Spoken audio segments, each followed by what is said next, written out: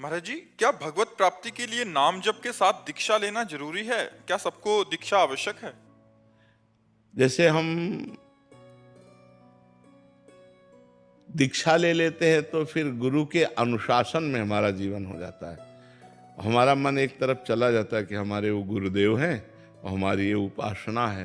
नहीं तो मन की जो दशा है वो बड़ी विचित्र है।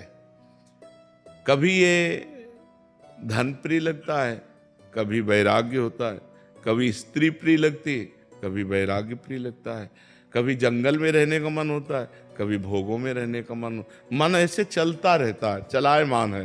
तो मेरे मन पर अनुशासन कर सके वो गुरुदेव ने जो आज्ञा करी, गुरुदेव ने जो उपासना दी, मेरे गुरुदेव। तो जहाँ हम किसी को अपना गुरुदेव मानते हैं तो उनका चिंतन होता है, तो उनके दरस परस अगनास बास निज संग करो दिन, तीन मुख हरिजस सुनत श्रवण मानो न तृपित चिन्ह। एक ममता हो जाती मेरे गुरुदेव, तो उनका चिंतन होता है। तो चिंतन मात्र से पाप नष्ट होते हैं। संतों का चिंतन करने, दरस परस अगनास बास निज संग करो, सुमिरन नाम पवित्र अति।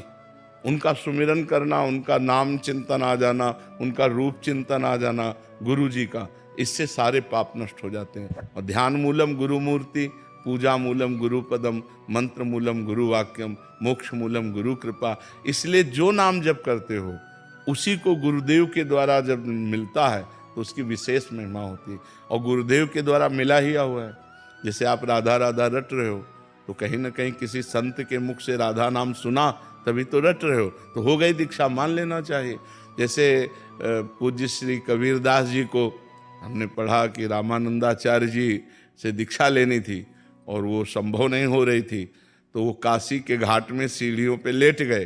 तो 4 बजे तड़के गंगा स्नान करने जाते थे, वो अपने चिंतन में थे, तो पैर पड़ा कबीरदास जी की छाती में। जी देखा उनका बेटा राम राम, बोले गुरुदेव राम राम, बस उसे ही दीक्षा मान ली और बड़े सिद्ध महापुरुष हुए। तो अब जैसे कहा जाता है राधा राधा रटो, अब मान लिया राधा राधा, ये हमारे गुरुदेव और इनके मुख से निकला हुआ राधा नाम, हो गई दीक्षा। मानने की है, और एक कंठी बंधा लो, तिलक लगा लो और मनमानी आचरण करो तो कोई शिष्य हो गए क्या? वो तो नरक जाना पड़ेगा। पापाचरण करो तो नरक जाना पड़ेगा। बात समझ पा रहे हो? दीक्षा का मतलब होता है किसी संत से अपनापन हो जाना, किसी संत के अनुशासन से हमारा जीवन पवित्र मार्ग में चले, उसे ही दीक्षा कहते हैं।